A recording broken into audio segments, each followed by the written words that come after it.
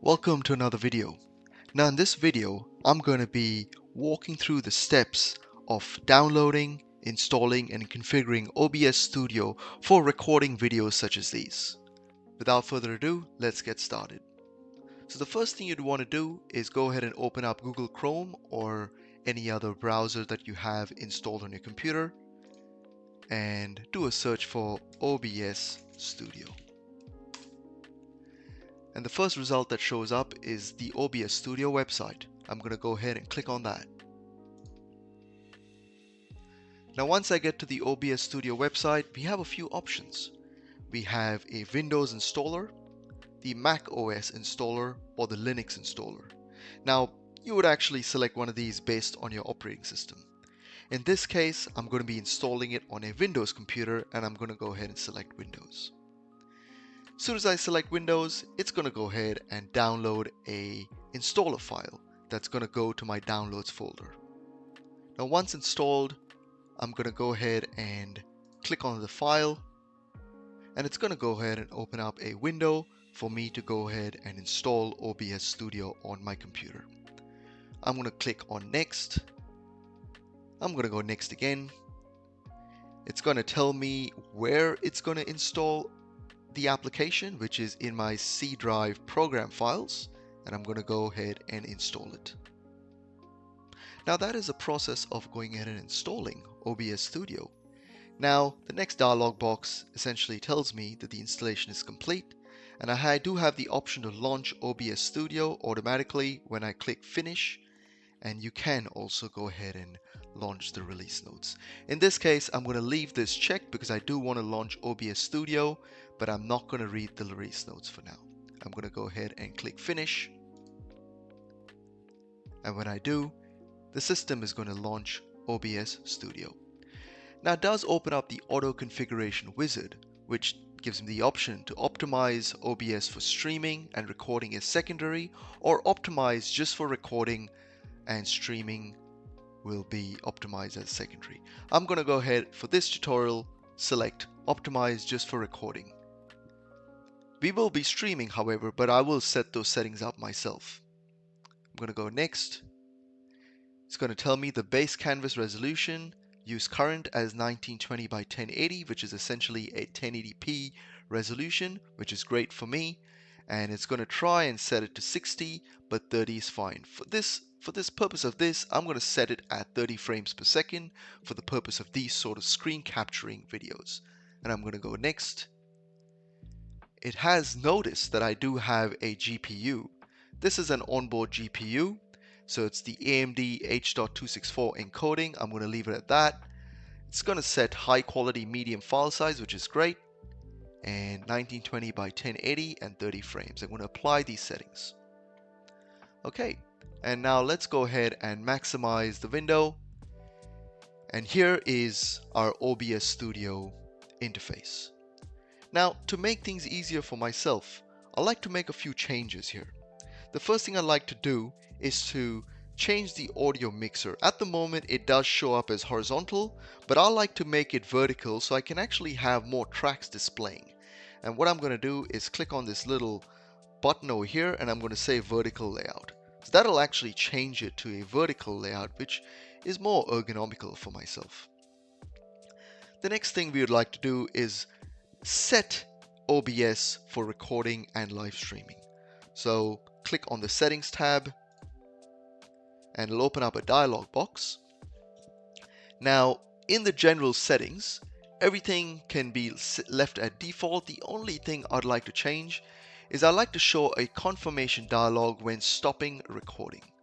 So I'll go ahead and enable that. That just gives me a dialog that the recording is stopping or it has stopped. And I'm going to apply. The next thing we'd go is the stream tab. Now we can always do this later. You can select your service that you'd like to stream to, YouTube or Twitch, or you can actually say show all, and this will display all the various platforms that you can live stream to. For the purpose of this, we're going to leave it at Twitch, and you can actually click on connect your account, which will take you to Twitch, and you can go grab your stream key. That is fine. We can leave it the way it is for now, and the next tab we go to is output. Now this is probably the most important tab that we're going to use for setting up OBS. You do have two output modes. You have the simple and advanced. For this tutorial and for beginners, we can actually leave it as simple, which is more than sufficient to get things going. Now, simple does give you the option to set up streaming and recording, which is great. While setting up streaming, we'd just like to make notice that most live stream platforms, while sending a 1080p stream, require a bitrate of around 6000 kbps. So currently this is 2500, which is also okay, but not enough bits to actually provide a 1080p stream. So your quality of your stream will suffer and it could cut off at the same time. So we're going to go ahead and change this to 6000 kbps. The audio bitrate is 160, which is great. Now the video encoder, we're going to change this from software X264. We're going to select hardware AMD H.264. This is important as the X.264 uses your CPU. However, the hardware AMD H.264 will use the GPU. That's great. The encoder preset, we're going to keep this at balanced, which will actually help. You can actually change it to speed or quality. If you set it to speed, you will have lower latency. However, the quality will suffer. And if you do set it to quality, you will have a higher quality stream, but with a higher latency. Balanced is a good place to actually keep it at. So that's what I'm going to do, keep it at balanced. The audio encoder is AAC, keep it at default. You do have another option called Opus, which you could see in the advanced tab. You could experiment with that. I usually use AAC, which is quite more universal and accepted by most platforms. When we scroll down, we can go to the recording tab, and the first thing you might notice is the recording path. Now, this is where your videos will be recorded. At the moment, it is set to my users and my videos folder. I'm actually going to browse and I'm going to go ahead and I've got a few folders in my video, but I'm going to go ahead and select OBS recordings and I'm going to select that folder. So now all my recordings will go into OBS recordings folder. The recording quality, I will keep it at high quality medium file size. You do have a few other options. The other ones create very large files, and for the purpose of these type of recordings where I'm not actually showing my webcam, it's only a screen capture, I can keep it at medium file size, and that's absolutely fine. The recording format, there are a few formats over here. I recommend keeping it at MKV because those files are recoverable if you have an issue with the recording.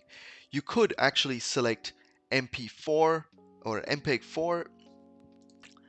However, when you do select MP4, you will get a warning just to let you know that these files, if there's an issue with the recording, it will be an unrecoverable file.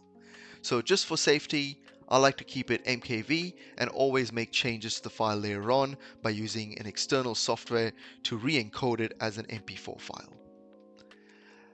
Once again, video encoder, like we selected in the beginning, we set it to H.264 and that's absolutely fine.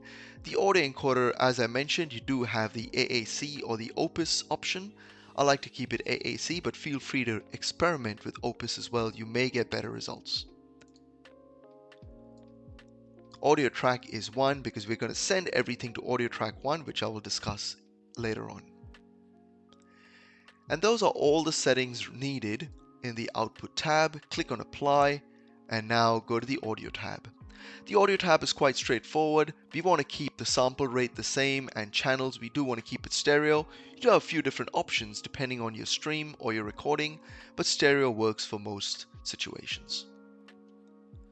Your global audio devices, if you do want to capture your desktop audio, for example, if you are playing a YouTube video that you're commenting on, so on and so forth, you can actually keep that as default, enabled. Your desktop audio 2, which is just a second channel, keep that as disabled because we just need to use desktop audio 1. The mic and audio device, what I'm going to do for now, I'm going to set that to disabled because I'm going to show you how I set up my scenes and sources later on that includes a microphone. Scrolling down, everything else really remains the same and you can click apply. Now we can go to the video tab. Now the video tab, as you see, it's already set our base canvas resolution to 1920 by 1080, which is a 1080p resolution. And the output is essentially what's being recorded and what's being live streamed. We do want to keep this at 1920 by 1080 as well, which is a 1080p resolution.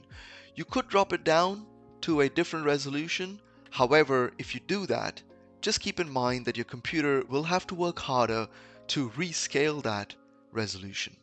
So in order to make your computer work less, but still have a good quality output, you can leave it the same at 1080p, which does not create a downscale filter. As you can see, if I do drop this down and make this 720, it will use a downscaling filter that does increase CPU usage. I'm going to go ahead and set that back to 1080p. Now your common FPS values, your frames per second, we do have a few options. 30 frames, 59.94 and 60. Now I do like to leave it at 30 frames or 60 frames because it's quite universal. For the purpose of recording such as these, tutorial videos, so on and so forth, 30 frames is fine. If you are actually recording gameplay, I would definitely recommend 60 frames per second. But for this, I'm going to keep it at 30 frames per second. And I'm going to go ahead and press apply. Those are really all the settings that you do need to work with to set up OBS for basic recording. I'm going to press OK. And we are set up. Now that we have OBS configured, I'm going to go ahead and set up my scenes and sources. Now just to explain a little bit about what scenes and sources are. My scenes are the various scenes that you want to display on either your live stream or your recording. And the sources are the various elements that exist within a scene. So for this tutorial, I'm going to go ahead and set up my scenes and sources. To make things easier, we're going to use the scene within a scene feature of OBS. So the first thing I'm going to do is create a list. And I'm going to rename the first one as sources. And I'm going to just make this a divider. So I'm going to go ahead and add a few dashes in the beginning and the end. Great, so I have a sources, and then I'm going to create another one called scenes. And I'm also going to create some dividers. Okay, so these two are essentially my divider categories, if you want to call it. Now I'm going to create another scene, and I'm going to call it microphone. Great, so now I've got my microphone as my first scene, which is essentially a source, but a scene source. And you'll understand as I move ahead. Now, for the microphone, I'm going to add a microphone source to it. So I'm going to go ahead and add a source, and I'm going to select the audio input capture, which essentially is my microphone. I'm going to call this mic, and I'm going to click OK. Now I'm going to select my device as my headset microphone, because that's the one I'm using right now, and I'm going to press OK. Now as you can see, you have a microphone audio track that's created, and you can see the LEDs as I'm speaking. Now this has been added, this source, microphone source, has been added to the microphone scene right here. That's great. Now the next thing I want to do, I want to capture my displays. I have two monitors connected to this computer, so I do want to create two sources specifically for displays. So I'm going to go ahead and create a new scene called a display 1. And I'm going to press OK. And I'm going to select a source. And in this case, I want to capture my display. So I'm going to select display capture. And I'm going to call it D1, which is a short for display 1. And that automatically captures my primary monitor. And that's fine. You can actually omit capturing the cursor depending on your use case. I make tutorial videos and I find the cursor very useful, so I'm going to keep that selected and I'm going to press OK. Now that is my display 1 source that I've created, and I'm going to do the same for my second display. I'm going to call it display 2, press OK. Great. Now I'm going to go ahead and capture my second display, and I'm going to call it D2. And once I get this dialog box, I'm going to go ahead and select the second display. This is where I'm actually recording this video using FFmpeg, but I'll definitely talk about that in a different video. Once again, capture cursor and press OK. As you can see now, I've got two sources, and I've got my microphone source as well. But as you notice, when I select display 1, I lose my microphone, and I select display 2 and I don't have my microphone. So if I use this to switch for recording, I would actually lose some certain sources, but there's a specific reason why I've done it this way. And I'll go ahead and explain that using scenes within scenes. So now that I've got my three sources, my source scenes, I'm going to go ahead and create my scenes within scenes. So I'm going to create a new scene, and I'm going to call this scene 1. Now I'm going to drop this down to my scenes folder. And before I do that, I like to have my scenes right on the top. So I'm going to go ahead and drag my scenes divider right at the top, and my scene 1 underneath the scenes divider. So I've got my sources at the bottom, my three sources that I've created, and I'm going to have my scenes above that. So now my first scene, and this is the great part about OBS, is you don't need to repeat yourself. For my first scene, what I want my display 1 along with my microphone, and for my second scene I want display 2 along with the same microphone. So for scene 1, I'm going to go ahead and add, rather than adding the sources again, I'm going to go ahead and select a scene. And now I have my various scenes that I've created, and I'm going to select display 1, and I'm going to go ahead and select scene again, and I'm going to select microphone as another scene. Drop this one down here. The great thing about this is if I do make any changes to my microphone here, if I decide to use a different microphone, those changes will automatically be set to my scene as well. So as you can see now, I've got my scene 1 with my display 1, and I'm capturing my audio right here. Now I'm going to go ahead and create a new scene called scene 2. And scene 2, I would actually like to have another scene in here. And for scene 2, I'm going to capture display 2. And I'm going to go ahead and add another scene. And I'm going to go ahead and add the microphone scene right here.